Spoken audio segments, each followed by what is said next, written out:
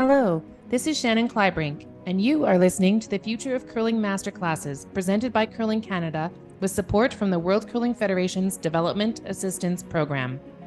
In this episode, we explore financial stewardship, budgeting, and capital asset management. This masterclass is presented by Kathy Hare. Kathy is a team member at Sport Law, where she contributes her skills in financial and operations design, human resources, and governance. A graduate of the University of Ottawa School of Business, Kathy was the owner of her own financial management business for over 18 years before joining Sport Law in 2014. My name is Kathy Hare. I'm a team member with Sport Law. We're a consulting group that works with national, provincial, and community sport organizations with everything with regards to the business side of sport. This includes legal services, financial management, HR support, governance, strategic planning, and anything else that they may need assistance with. This presentation is going to be about budget management, what it is, why it's important. We'll talk about some common terminology that's used when creating budgets. We're going to talk a bit about how to create one, how to manage one, and then we'll discuss some capital asset management. So what is budget management?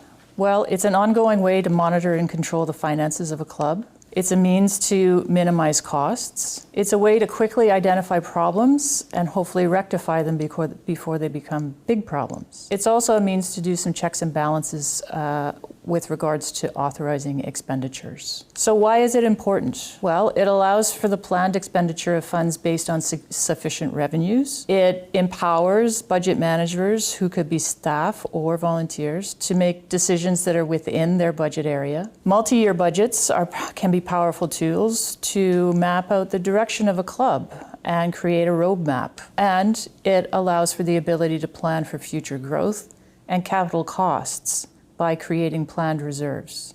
And we're going to talk more about capital costs later on. So it's important that we have some common terminology when we're talking about budgets. The first one is fixed costs. So as the title says, these remain constant regardless of revenues, projects, or events. Typically, they include things like permanent staff, full-time staff, if you have rent payments or lease payments where you know the amount and the amount doesn't fluctuate month to month. Variable costs are the opposite. So they are usually tied with a project or an event.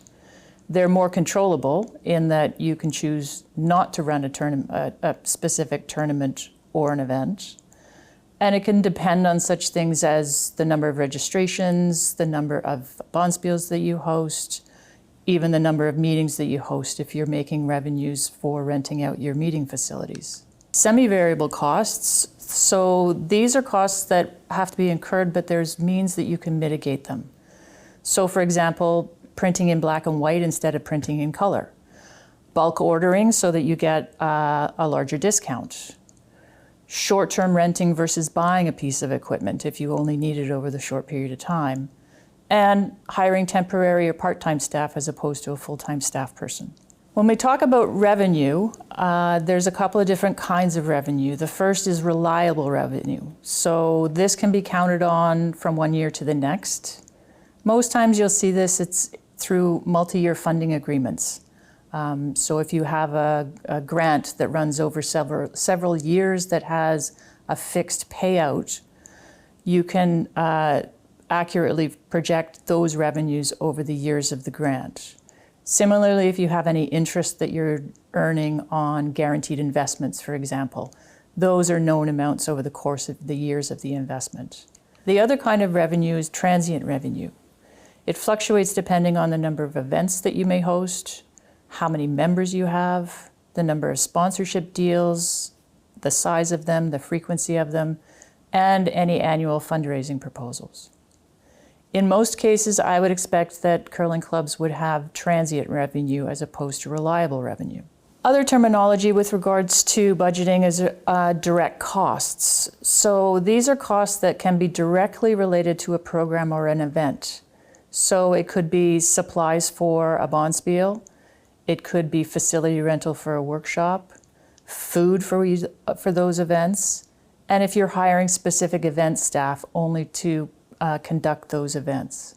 Indirect direct costs or overhead are typically costs that are incurred to operate the business. So this is where you get things like utilities, telephone, rent, as well as management staff are typically called overhead. They don't relate to a specific event, but they are needed in order to support an event. All clubs would have a combination of these two types of costs. When it comes to the budget, typically we recommend that you have a board-approved budget. So this is a budget that has been developed based on the best information available at the time. It's presented to the board either by a finance committee or if you have staff that are drafting the budget. And the board would review it and approve it at the beginning of the year. We recommend that a budget also includes a year-end forecast. As you move through the year, obviously you're going to get better information as to what expenses you're actually going to be incurring and what level of revenues you expect to have. And so this is where a year-end forecast column is beneficial and would be used to make adjustments as you get this additional information throughout the year, as opposed to changing the budget itself that's already been approved. So we're going to talk a little bit about creating that budget. In most instances, you would be looking at your historical numbers in order to generate the budget for the upcoming year. In looking at where your membership numbers were in previous years and any projected growth in those numbers, you can build out your membership number. As you plan out your events over the course of the year, you would want to be fairly specific in addressing what the projected revenues are for the entry fees, for any specific fundraising around that event, and similarly projecting out the specific costs that would be related to that event that you are looking to host. By doing this on an event-by-event basis, you can then start to see, are we actually projecting that these events are going to be making money or not? And if they're not projected to be making money, then perhaps we need to look at the other reasons for why this event would be hosted. Typically, the first step in the budgeting process is to reasonably project the revenue for the year. In establishing an expense budget, you need to keep in line the projected level of revenues, as well as projecting out your costs expected for the year. Typical costs with a curling club would include such things as depreciation or amortization of building, furniture, equipment, curling rocks. Insurance would be a major one. Any membership fees that you would need to pay to either BC Curling or Curling Canada. Property taxes and utilities are usually significant portions of a budget, as well as the entire ice plant itself. In most cases, organizations will expect at least a break-even budget. What this means is that revenues equal the expenses with no projected surplus or deficit. In some instances, a club may wish to project a surplus budget, and this surplus could be contributing towards the replacement of the capital assets down the road in an intentional manner. In some instances, clubs may create a deficit budget, which means they are intentionally expecting to lose money in a specific year. This could be due to the fact that they know that there's a specific significant expense that's going to come in the fiscal year, and they may have planned to use some of their reserves to cover those costs. I would suggest that projecting a deficit budget on a regular basis is a rather slippery slope and can get a club into significant financial difficulties going forward. In the development of the budget, it's important to determine how much the board is intentionally looking to set aside on an annual basis in order to contribute towards the capital cost budget. Typically, this is something that can either be done through intentional fundraising. In order to easily be able to manage a budget, one of the most effective ways is to have a series of columns within your financial statements. The first one being the current year to date. So what are the numbers that are actually being generated and expensed as of the date of the financial statement?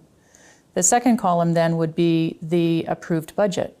So what you presented to the board with a comparative percentage of budget column immediately thereafter. As I mentioned, the forecast column would then be the next column, which is where you would make any adjustments to your expected budget numbers as you move through the course of the year. A fourth column could then be the difference between the forecast column and your budget. And what this will then enable a reader to do is to quickly identify where there's been changes in the budget and why those changes were made. The last item that's very beneficial then is to have a notes column where you would indicate beside each area that's made where changes have been made, what those changes are in relation to. For example, the board decided that they were not going to hold an event, and the forecast column would then be changed to indicate the impact of that decision. Similarly, as you make these changes, you will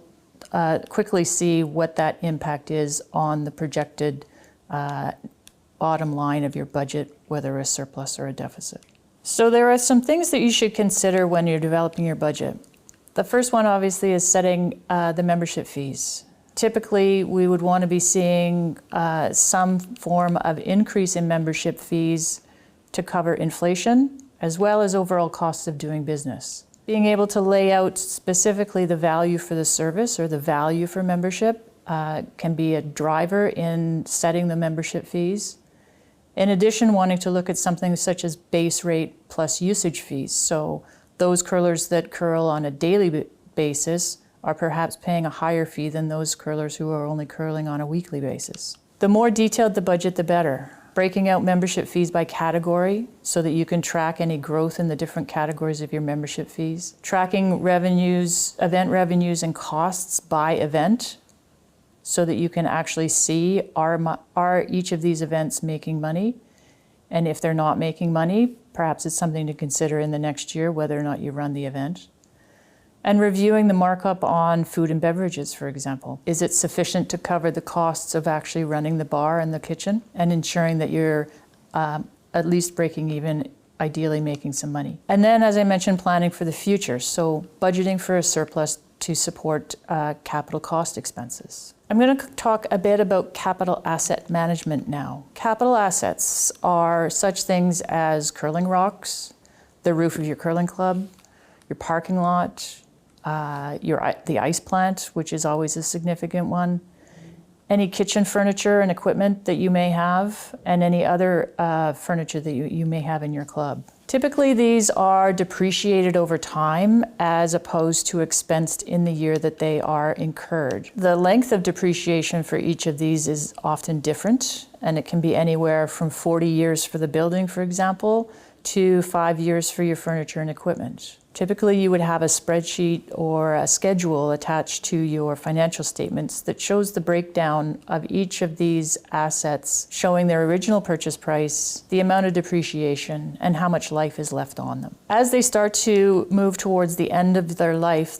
there should be an opportunity to plan out where the funds will come to replace these items. So a capital budget is often separate from an operating budget. But it would be linked through any projected surplus. This should be reviewed annually because things will change, equipment will break, you may purchase new equipment, and it's important to be able to ensure that you have enough reserves to replace those major items as they come due. Typically, this budget would be over a 5 to 10 year span, as opposed to the annual operating budget, which is done on a yearly basis. In this budget, it would be important to identify the sources of the funding. So are you going to implement membership levies? Are you looking for infrastructure grants?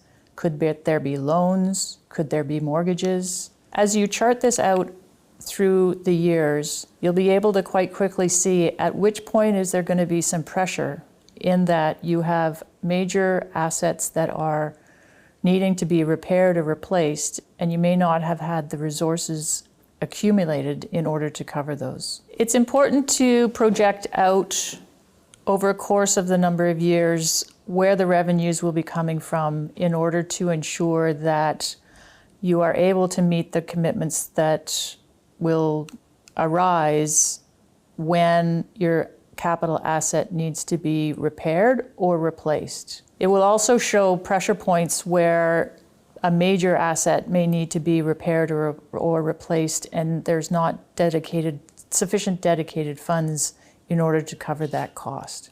Obviously, talking about these things without you being able to see a budget and income statement in front of you creates some challenges. So I'd be happy to chat with you further if you had any questions or you needed some support in the development of your budgets and your capital asset financials. You can reach me at sportlaw.ca. My contact information is all on our website. Thank you very much.